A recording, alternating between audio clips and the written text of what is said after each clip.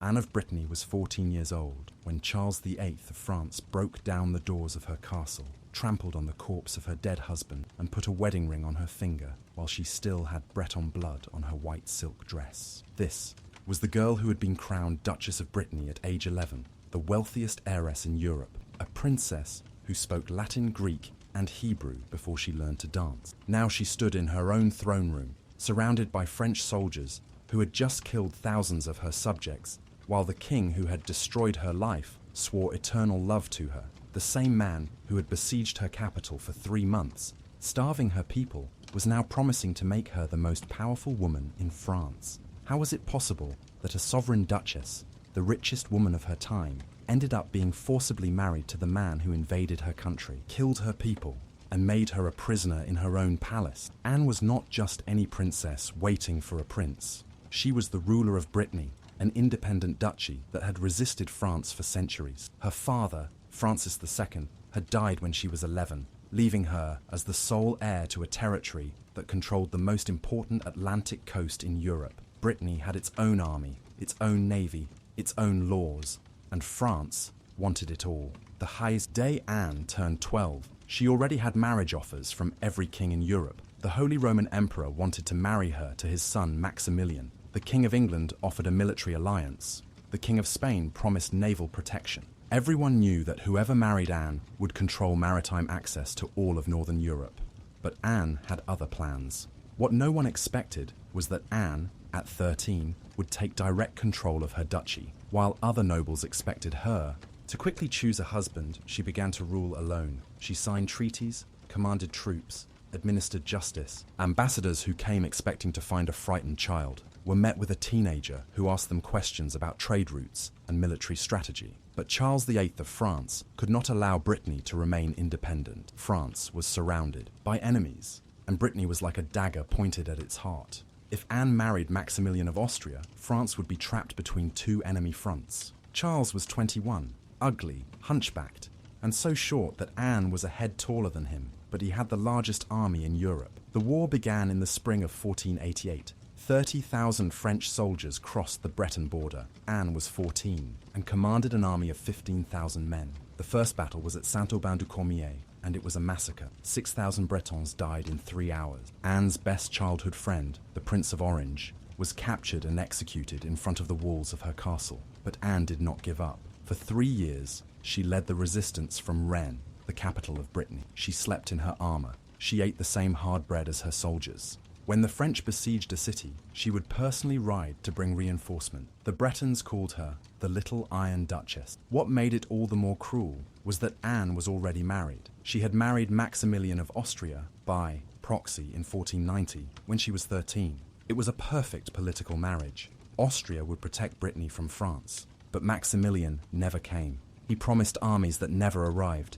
He promised ships that never appeared. While Anne waited for her husband, the French burned her cities one by one. Charles VIII was not just cruel, he was methodical. He didn't try to kill Anne. That would have made Brittany a martyr. Instead, he killed everything she loved. When he captured a Breton castle, he executed all the nobles, but left the servants alive to tell Anne exactly how her friends had died. He burned the crops, but left the empty granaries standing, so Anne would see exactly how much food her people had lost. The siege of Rennes began in August 1491. Anne was 14 and a half. Charles surrounded the city with 40,000 soldiers. He didn't attack, he just waited. He cut off all supplies. He poisoned the wells outside the walls. He paid spies to buy all the food inside the city at inflated prices, then burn it on bonfires that Anne could see from her castle windows. After 1 month, the horses began to die. After 2 months, people began to eat rats. After 3 months, there were reports of cannibalism in the poor neighborhoods. Anne reduced her own ration to 1 meal a day. She weighed 38 kilograms. Her advisors begged her to surrender. She kept saying Maximilian would come. But here's the truly horrible part. Maximilian never intended to come. He had used his marriage to Anne as a bargaining chip in his negotiations with France. While Anne was starving waiting for him, he was in Vienna negotiating how much France would pay him to annul the marriage. The final price was 200,000 gold coins and control of several territories in Burgundy. Anne discovered the betrayal on November 15th, 1491. An Austrian spy, feeling guilty, brought her copies of the letters between Maximilian and Charles. In them, Maximilian called Anne the silly little Breton girl and laughed that she actually believed he would risk his army for an insignificant duchy. That night, Anne summoned her council. She had two options: starve with her people or marry Charles. If she chose to die, Brittany would be annexed anyway, but after a massacre. If she married, she could at least negotiate terms to protect her people. She was 14 years old and held the fate of 500,000 people in her hands. The negotiations lasted 3 days. Anne demanded that Brittany keep its own laws. Charles agreed. She demanded that the Breton nobles keep their lands. Charles agreed. She demanded that Breton remain the official language of the duchy. Charles agreed to everything. Why? Because he knew that once they were married, he could break every promise. The marriage contract was signed on December 6, 1491. It had a clause that had never before been seen in a royal contract. If Charles died without children, Anne would have to marry the next king of France. If Anne died without children, Brittany would automatically pass to France. It was a contract designed to ensure that Brittany would never be independent again. But the worst was yet to come. For the marriage to be legal, the Pope had to annul her marriage to Maximilian. The problem was that technically, under canon law, Anne and Maximilian were legally married, even though they had never met. Charles's solution was simple and brutal. Charles had his soldiers bring in 12 Breton witnesses.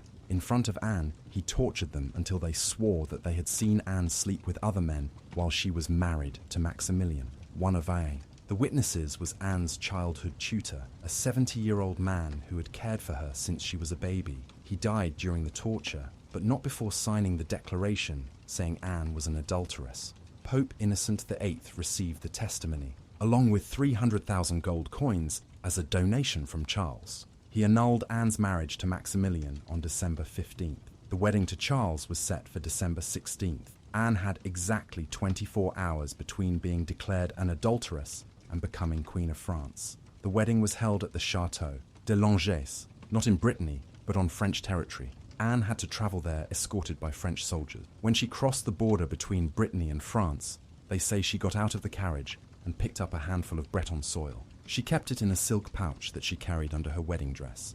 The wedding dress was a calculated insult. Charles had ordered it to be made of silk from Lyon, in the colours of France. But when Anne appeared in the chapel, she was wearing a different dress, a black one, in Breton mourning. Charles forced her to change. It took her ladies 3 hours to convince her. When she finally appeared in white and gold, her eyes were so swollen from crying she could barely see. The ceremony was at 6 in the morning on December 16th, 1491. There were only 40 guests, all French. No Breton noble was allowed to attend. When the bishop asked if anyone had objections, Anne began to speak in Breton. Charles interrupted her by putting his hand over her mouth. The bishop continued, as if nothing had happened. What happened on the wedding night was recorded by the court chronicler, though in Latin to protect decency. Charles, who was 5 feet tall, had to use a stool to climb into the wedding bed. Anne, according to the chronicler, remained motionless, like a marble statue throughout the procedure. The next morning, the blood-stained sheets were publicly displayed, as was the custom. But this is where Anne showed why she was truly extraordinary. Instead of sinking into depression, she decided to use her position as Queen of France to protect Brittany. If she couldn't rule as an independent duchess, she would rule as queen. And Charles VIII was about to discover that he had severely underestimated his teenage wife. Anne began studying Charles as if he were an enemy in battle. She noticed that he was deeply insecure about his appearance. She began to publicly praise him for his majestic bearing. She noticed that he loved maps. She began to spend hours with him studying geography. Within 6 months, Charles was genuinely in love with her. While Charles believed Anne loved him, she was systematically placing Bretons in every important position at court. His personal physician, Breton; his confessor, Breton; the tutor of the future princes, Breton. When Charles asked, Anne sweetly said she trusted her own people more. He took it as a sign that she considered him her people too. Anne also began to have very specific pregnancy craving. She wanted Breton fabrics. She wanted Breton furniture. She wanted Breton midwives to attend her. Charles, desperate for an heir, granted her everything. Without realizing it, he was funding a Breton economic invasion of the French court. Anne's first child was born in October 1492, when she was 15. It was a boy, Charles Orlando. all of France celebrated, but Anne insisted that the child be baptized according to the Breton rite in addition to the French. When the courtiers protested, Anne threatened not to have any more children. Charles immediately silenced them. But Anne's true masterstroke came when Charles began planning the invasion of Italy in 1494. His advisors told him it would be a costly and dangerous campaign. Anne publicly supported it, knowing something Charles didn't. She had been secretly in contact with France's enemies in Italy. Anne convinced Charles that she should stay as regent while he was in Italy. After all, she argued, who better than the Queen to maintain order? Charles, blinded by love and ambition, agreed. In 1494, he left Anne, 17 years old, in charge of all of France. The moment Charles crossed the Alps, Anne began implementing her real plan. First, she stopped the shipment of Breton taxes to Paris. When officials protested, she said the money was needed to defend France while the king was away. Then she began rebuilding the Breton fortifications that Charles had destroyed again to protect France. She also began marrying Breton nobles to wealthy French heiresses. In 2 years, she had created a network of mixed Breton-French families who had divided loyalties. If France tried to oppress Brittany again, it would be attacking its own nobles. But fate had other plans. On April 7, 1498, Charles VIII was playing tennis at the Château d'Amboise. He struck his head against the lintel of a low doorway. He seemed to recover, but a few hours later, he collapsed. He died that night, at the age of 27. He had no living children. Charles Orlando had died of measles at age 3. According to the marriage contract Anne had signed under duress, she now had to marry the next king of France. That was Louis the Thorn, Charles's cousin. But Anne was now 21, not 14, and she had learned a lot about power in 7 years as queen. When Louis XIII proposed marriage, Anne responded with her own conditions. First, she would keep the title of Duchess of Brittany independently of the marriage. Second, Brittany would keep its own laws and parliament. Third, if she died without male children, Brittany would pass to her daughters, not to France. Louis, who needed the legitimacy Anne would give him, accepted everything. Anne's second marriage was completely different. This time, she entered the cathedral with her head held high, wearing the colours of Brittany. When the bishop asked if she took Louis as her husband, she replied in Breton before repeating it in French. It was a clear message. She was Breton first, French second. With Louis, Anne had much more power. He respected her as a political equal. Together they had 2 daughters who survived, Claude and Renée. Anne made sure both were educated as Bretons. She taught them the language, the history, the customs. She prepared them to continue the fight for Breton independence. But the years of stress, the difficult pregnancies, and the weight of ruling 2 kingdoms took their toll. Anne had 14 pregnancies in total. Only 2 children survived to adulthood. Each loss weakened her more. Doctors begged her to stop trying, but Anne knew that without a male heir, Brittany was doomed. In January 1514, Anne suffered another miscarriage. This time, the bleeding didn't stop. The best doctors in France and Brittany could not save her. As she lay dying, she made Louis swear that Claude, her eldest daughter, would marry the heir of Brittany, not of France. Louis swore.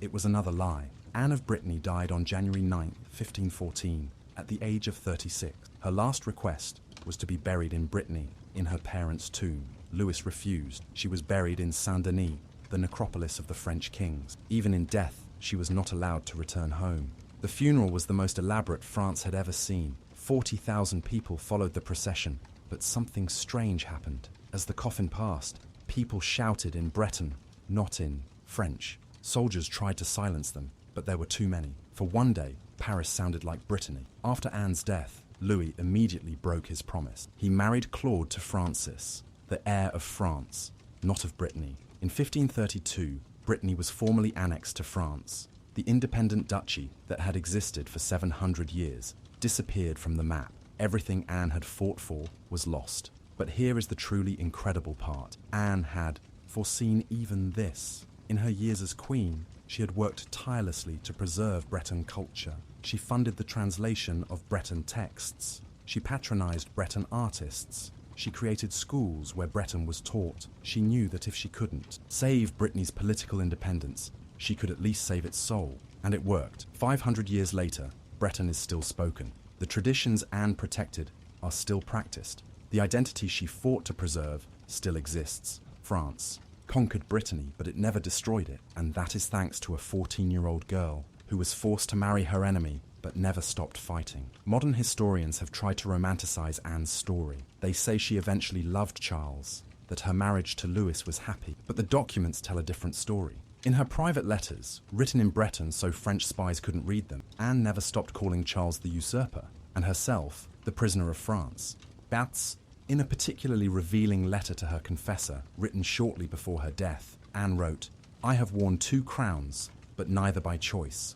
I have given birth to French princes, but my heart only gave birth to Bretons. I have lived in gilded palaces, but my soul never left the dungeons of Rennes." Anne's story is the story of millions of women throughout history who were treated as property, traded like cattle, forced to love men who destroyed everything they loved. But it is also a story of resistance, of how even in the most impossible circumstances, the human spirit finds ways to fight back. Anne of Brittany was politically, emotionally, and physically raped. She was betrayed by every man who swore to protect her. She was forced to bear the children of her conqueror, but she never, not once, stopped being Breton. And that was the one power no one could take away from her. Today, in Nantes, the former capital of Brittany, there is a statue of Anne. It doesn't show her as Queen of France with crown and scepter. It shows her as a young Breton woman looking west, towards the sea, towards freedom. At the base is written in Breton, Anne, Duchess of Brittany, twice Queen of France against her will. Every year, on January 9th, the anniversary of her death, thousands of Bretons gather around the statue. They sing songs in Breton that Anne would have known. They tell stories she would have told. For one day, Brittany is independent again, even if only in spirit. And somewhere, the ghost of a 14-year-old girl who was forced to love her enemy can finally rest. Because in the end, that is Anne of Brittany's true victory. She didn't save her duchy's political independence. She didn't prevent the French annexation. But she saved something much more important. Proof that even when all the power is stacked against you, even when you are sold and betrayed and forced into submission, you can still choose who you are. And no one, not even the King of France, can take that away from you.